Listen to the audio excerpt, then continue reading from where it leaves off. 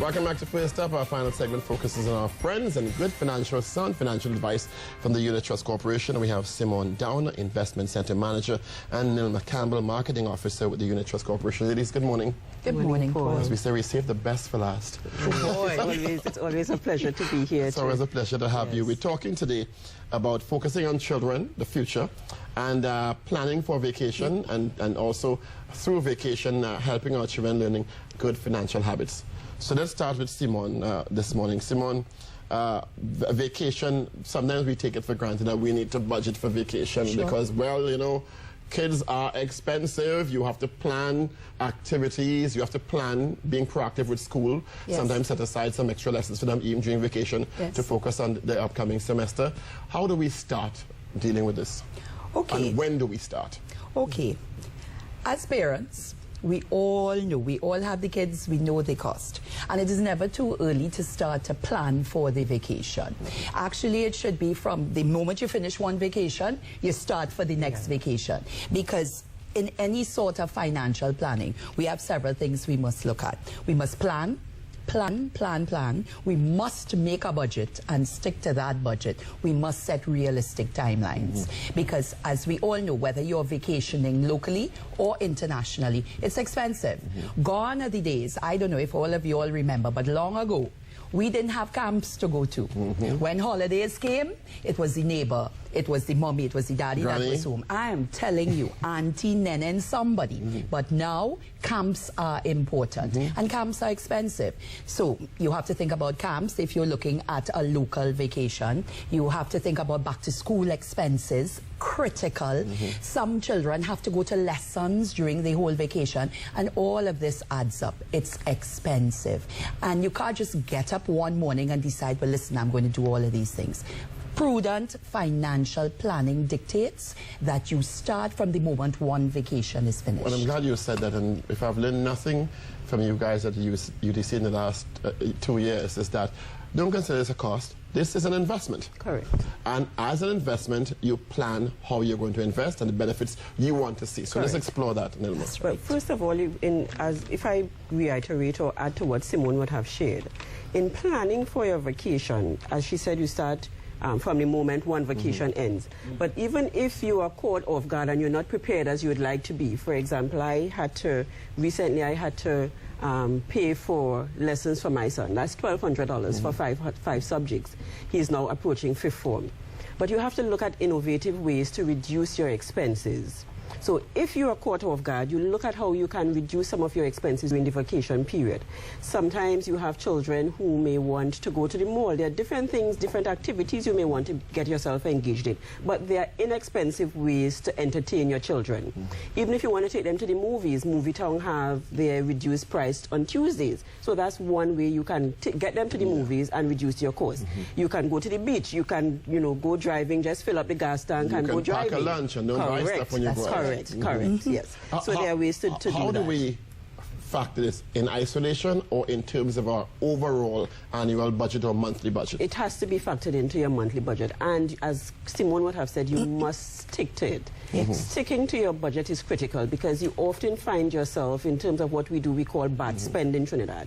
And if you should take the opportunity, just maybe for 1 week, and sit down and write every single expense you incur, even if it's $1, you will see how you bad spend money. And not if, when. Correct. Because it should be when. Correct. It should always be when.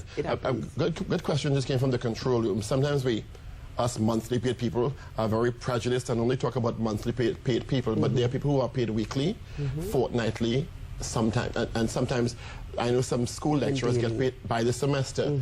How do we factor all of that into our ongoing budgetary allocations and the flexibility that budgetary allocations must have for daily life, because especially when you have kids? Simone. And again, we speak to the fact that we must budget. That is critical. You have to plan and you have to budget. And it doesn't matter whether you're fortnightly, weekly, monthly. Depending on how your income is, the cycle of your income, that's how you have to plan. You have to make sure that you have all your contingencies covered, all your bases, particularly if you live from pay packet to pay packet to pay packet, which quite a few of us do, because the cost of living is escalating. As Nilma just said, for her son to go to lessons, and 5 lessons, that's $1,200. But isn't that just the objective? If you start even from pay packet to pay packet, prudent budgeting and financial management can get you out of that cycle. That's correct. And that's the goal. That's it. That's it. Let's talk about involving the children in this process, because that's also something that you advocate strongly to help build the correct financial habits, Nilma. Yes. Well, first of all, just like adults have to budget, so do your children, because even during the vacation period, when you provide them with an allowance, say, for example, they have to manage their money to cover whatever expenses they have during the day. Children quite often like to fit in. So there's a trend, they may want to go out, but the vacation period quite often is where you get extra cash. Sometimes the auntie gives you money, granny gives you money, because everybody knows things pop up during the vacation period. So throughout our past presentations where we would have spoken about children and investing, we would have shared where children of themselves, they have their goals. There are things that they want to accomplish as well. So you have to ensure that that habit of saving is a part of their day-to-day lives and how they building habits is continuous practice. All right. So to ensure that they are still in a place where they're managing their funds during the vacation period, you have to teach them the importance of setting aside money for different things, even to save money, because there are other things after the vacation period. Where you would have taught them to set aside money for specific things, then you get to the point now where you can now reward them with that money that they would have set aside, and then show them how, when you put aside some for the rainy season or for specific periods, you now have the benefit of being able to utilize that without having the worry of finding the money on a short notice. Simone, down, let's talk instruments now available through the UTC for just these purposes. For these specific purposes, we would definitely recommend the TTIF, which is our money market fund, as well as our USIF, right? Because at the end of it, these are short-term and vacation plan. United States Investment Fund? It is, it is. And a money market fund, just like our Trinidad and Tobago Investment Fund. And we would definitely promote these products because they're short-term funds. And for vacation is usually short-term spending, unless you're going to some safari or something. But basically, this is what it is, so from year to year. And it also includes putting aside money on a monthly basis, because 3 times a year you're going to have to buy some level of school books, uniforms, etc., etc. Let's talk about that a bit, and how that fund and others can help people to put aside money and invest for that. Well, generally, September is the most expensive term for parents in terms of preparing for their child, because that is a period where they'll be moving from one level to the other.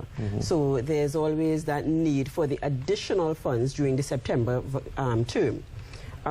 Setting aside your funds on a month-to-month basis, the TT Dollar Income Fund would allow you, because that investment allows you to deposit and withdraw at any time, and you simply need to start that account with $100.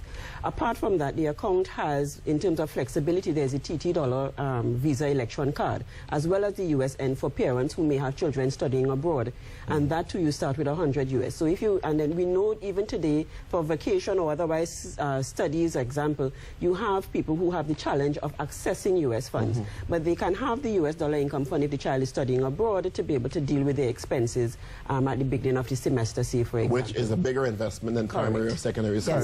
Yes. And you also, and how do we, what instruments should we invest in through the UTC? Because a child away or even locally at college, there are also some unexpected incidentals that may come up. Investment in practicum. Having to go to do research, all these things are part of the costs, not necessarily covered by GATE. So what funds would be ideal for those sorts of issues? When we're talking education and preparing for education, we're talking long term. And therefore, this is where we would look at our income and growth funds, our first unit scheme, because those are long-term investments where your capital, so you're getting capital as well as income.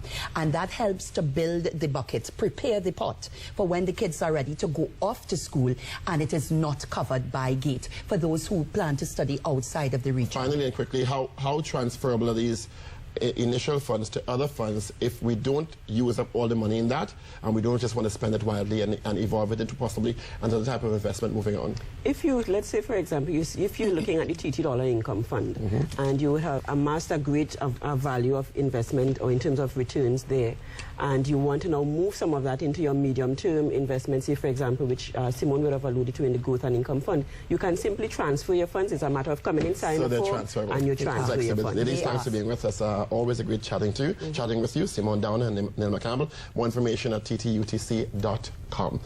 First up, brought to you by JJ and Friends. Thank you. All right, that's our show for today.